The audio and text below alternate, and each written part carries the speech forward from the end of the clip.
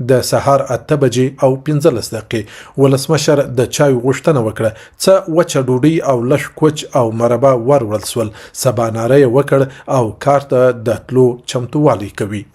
د سهار 9 بجې او 10 دقیقې ولسمشر نن ابي دریشي اغوستې او همیشنۍ بکسې په لاس کې دي. د ارګ لور ته د کور له کوچنۍ دروازې ووتی او د ګارد کومندان او یاوري هرکلی وکړ. خبرې یې ونه کړې او موټر ته وخت. هوا نن ډیره سړه ده او ولسمشر د وروستیو ورځو پر خلاف د کار ځای ته په پښو نه ولاړ. شای بیړه یې درلوده او غوښتل یې تر ګلخانې ماڼۍ شاوخوا 1 کیلومتر لاره ژر ووهل سي.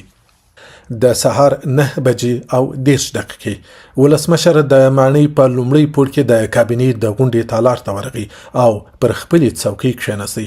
وزیران لا مخکې د میز تر شا ټول سوي دي، خو 2 وزیران نه دي راغلي